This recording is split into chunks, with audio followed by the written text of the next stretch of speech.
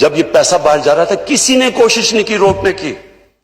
کسی نے یہ کوشش نہیں کہ باہر ان کے پراپرٹیز اتنی بڑی بڑی باہر ہیں, کسی نے نہیں پوچھا کہ کدھر سے پیسہ گیا ہے. انہوں نے مجھے عدالت میں جب مجھے پولیٹیکلی وکٹمائز کر کے یہ عدالت میں مجھے لے کے گئے, کیونکہ پولیٹیکل وکٹمائزیشن تھی, کیونکہ میرا تو فلیٹ 2002 کا ڈکلیئر تھا, لیکن 2016 میں اس لیے لے کے گئے کیونکہ میں نے ان کا پیناما کا کیس اٹھایا ہوا تھا. تو پیناما کا جب کیس اٹھایا تھا اس میں پھر مجھے پریشرائز کرنے کے لیے عدالت میں لے گئے. تو اسپیکر صاحب, اگر میں جو پبلک آفس ہولڈر نہیں تھا, ایک سپورٹس مین تھا, میں اگر 40 سال پرانے کانٹریکٹس دکھا سکتا ہوں, میں اپنی ساری منی ٹریل دے سکتا ہوں پاکستان میں پیسہ لانے کے لیے, یہ ایک ڈاکیومنٹ نہیں دے سکتے کہ پیسہ باہر کیسے گیا ہے. یہ بتا سکتے ہیں کہ ہائیڈ پارک, کیونکہ میں لندن میری بڑی زندگی گزری ہے, ہائیڈ پارک لندن کا تقریباً سب سے مہنگا پراپرٹی ہے. مے فیئر دنیا میں مہنگا ترین شہر ہے لندن, اور مے فیئر لندن کا مہنگا ترین علاقہ ہے. ادھر ان کے پاس اتنی پراپرٹیز, کدھر سے آیا پیسہ؟ یہ کوئی ڈاکیومنٹ بتا دیں کہ پیسہ باہر کدھر گیا. دوسری طرف آصف زرداری کی پراپرٹیز کی لسٹ ہے, اپنے نام پہ نہیں لیے ہوئے. ایک نیو یارک میں فلیٹ غلطی سے اپنے نام پہ لے لیا جو ایک کیس چل رہا ہے, باقی تو اپنے نام پہ نہیں. یہ کدھر سے پیسہ آیا؟ تو جب ایک ملک کی جو سربراہ جب وہ پیسہ چوری کر کے باہر لے کے جاتے ہیں اور ڈالرز میں باہر لے کے جاتے ہیں, دبئی میں ان کی پراپرٹیز ہے, وہ یہاں سے کنورٹ کرتے ہیں روپے کو ڈالر میں باہر لے جاتے ہیں. تو جب وہ لے کے جاتے ہیں, وہ دو چیزیں ان کو کرنی پڑتی ہے. پاکستان کے ادارے پہلے تباہ کرتے ہیں. پہلے نیب میں انہوں نے مل کے اپنا آدمی رکھوایا, وہ جو نیب چیئرمین تھا, انہوں نے کیسز ان کے بند کیے. ہدایبہ پیپر مل اوپن اینڈ شٹ کیس تھا, اس کے اوپر اسحاق ڈار کی باقاعدہ صرف سٹیٹمنٹ نہیں ہے, اس نے بینک اکاؤنٹس دیے ہیں کہ جدھر جدھر یہاں سے پیسہ باہر گیا, نام دیے ہوئے اس نے. اوپن اینڈ شٹ کیس, ان کا اپنا آدمی نیب میں بیٹھا ہوا تھا, اس نے وہ آگے پروسیڈ نہیں کیا. تو انہوں نے یہ جو 10 سال کے اندر 4 گنا زیادہ پاکستان کے قرضے بڑھے ہیں. 60 سال کی تاریخ میں ٹوٹل پاکستان کا قرضہ 6,000 ارب تھا, 10 سالوں میں پہنچ گیا 30,000 ارب. ہمارا جو سب سے بڑا مسئلہ کیا بنا ہوا ہے, جو ہم نے ٹیکس کا پیسہ اکٹھا کیا پہلا سال, اس کا آدھا چلا گیا ان کے قرضوں کی قسطیں ادا کرنے پہ. ملک کدھر سے چلاتے ہیں؟ پھر ہمیں کہتے جی آپ قرضے لے رہے ہیں. اگر ہم قرضے نہ لیں تو ہم ملک کیسے چلائیں؟ آدھا تو جو پیسہ اکٹھا کیا ان کی قرضوں کی قسطوں پہ چلا گیا.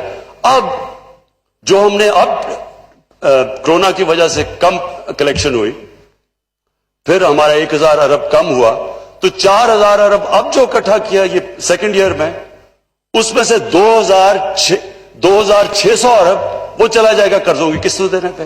تو اسپیکر صاحب بات یہ ہے کہ یہ کیسے ہو سکتا ہے کہ آپ نے 10 سال میں اس ملک کو بوجھ ڈال دیا, اس کا ملک کا جو قرضہ ہے وہ 4 گنا زیادہ بڑھا دیا, اور آپ جب بات کریں کرپشن کی تو کہتے ہیں پولیٹیکل وکٹمائزیشن ہے, کبھی کہتے ہیں کہ جی یہ بلیک میل ادھر کر رہے ہیں, کبھی پہلے انہوں نے بلیک میل اس پہ پہلے ہمیں کہا جی پہلے دن سے شروع کر دیا کہ جناب ہم مانتے ہی نہیں الیکشن کو, ہم کہہ رہے ہیں کہ کھولیں جو آپ چاہتے ہیں, بتائیں ہمیں کون سی.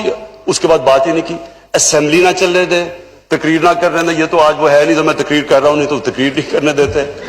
تو یہ وہ لوگ ہیں جو ان کا انٹرسٹ ہی نہیں ہے پاکستان کا.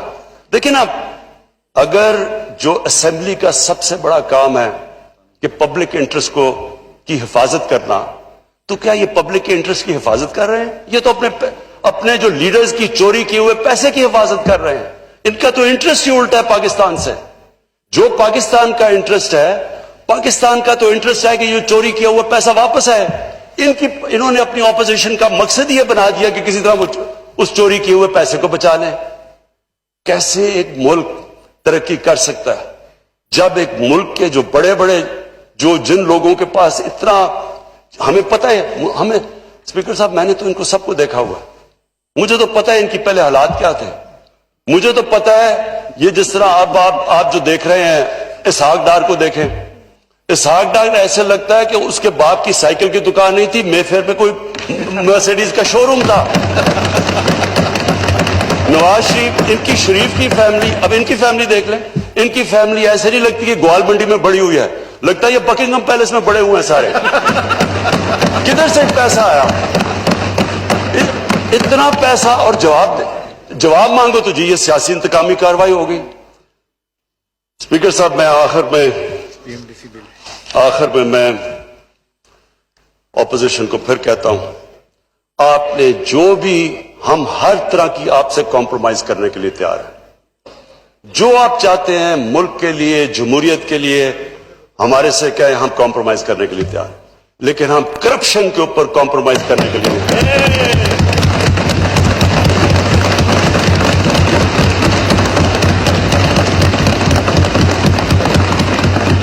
मैं आखिर में हाउस का शुक्रिया अदा करता हूं। ये जो पीएमडीसी का बिल पास किया, ये बहुत जरूरी था।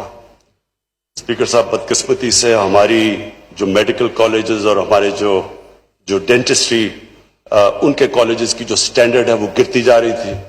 इसके लिए बड़ा जरूरी था कि जो इंटरनेशनल बेस्ट प्रैक्टिसेस है उसके मुताबिक हम इनकी स्टैंडर्ड्स रेज करें। और ये जो बिल था, ये कोशिश तो कर रहे थे 1.5 साल से। मैं फिर से हाउस का बड़ा शुक्रिया अदा करना चाहता हूं कि आज उन्होंने ये बिल पास किया और इंशाअल्लाह इससे हमारे डॉक्टर्स और डेंटिस्ट की स्टैंडर्ड बढ़ जाएगी। बहुत शुक्रिया। ये पाकिस्तान नहीं, अपने लीडर्स के पैसों की हिफाजत कर रहे हैं। हमने जो टैक्स इकट्ठा किया आधा कर्जों की किस्तों में चला गया। जब हुक्मरान मनी लॉन्ड्रिंग करते हैं तो इदारे कमजोर हो जाते हैं। मेफेयर लंदन का महंगा तरीन इलाका है, इनके पास कहां से पैसा आया?